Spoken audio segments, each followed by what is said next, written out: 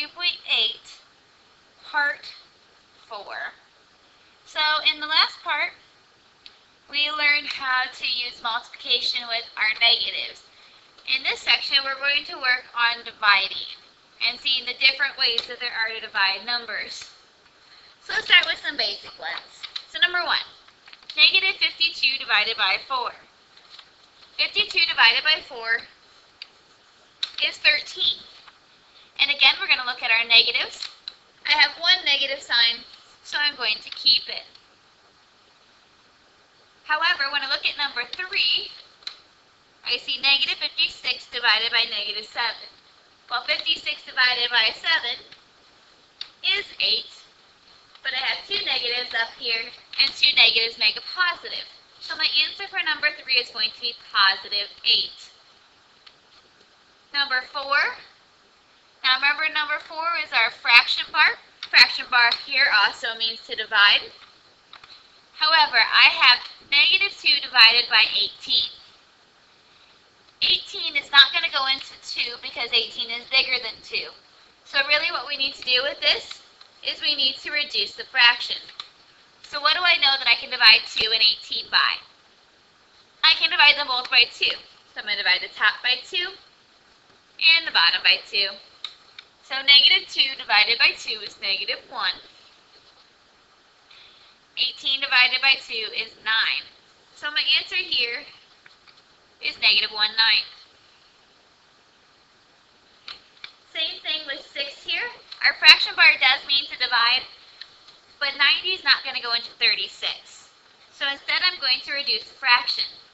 I know that I can divide both of these by 18. So 36 divided by 18 is 2. 90 divided by 18 is 5. And the two negatives here, remember, two negatives make a positive, so my answer is positive 2/5. Okay, dividing fractions. Number 7. So when we divide by fractions, we need to flip the second one and then multiply. So my first one is negative 80. I'm going to make that a fraction by putting it over 1. However, to divide by fractions, we flip the second one and then we multiply instead. So we multiply straight across. Negative 80 times 6 is negative 480. 5 times 1 is 5 when I reduce that fraction. Get negative 96.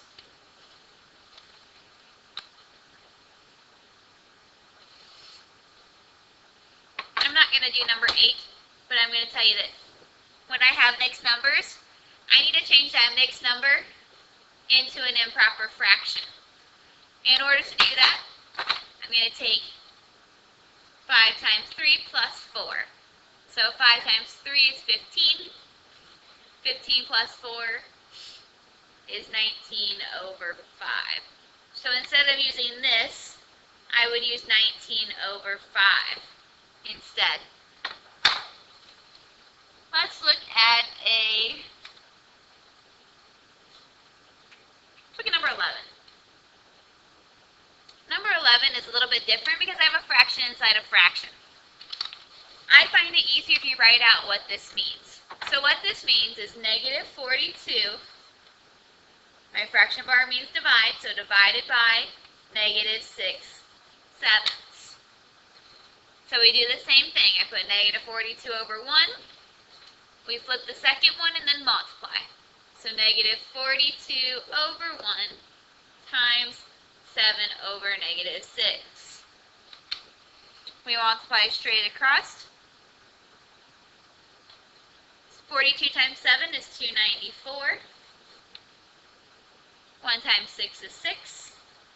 Again, I have my two negatives, which make it positive, so the answer is going to be positive. And when I take 294 divided by 6, I'm going to get 49. Let's try that one more time with number 12 so we make sure we know what's going on here. So we write it out like it says. 72 my fraction bar means divided by negative 9/10. So I put 72 over 1, so I have two fractions. So I'm going to flip the second one and then multiply. 72 times 10 is 720. 1 times 9 is 9. I only have one negative, so we're going to keep my fraction negative. And 720 divided by 9 is 80. So my answer is going to be negative 80. So now you're going to complete section 2.5, 2.8, checkpoint 4.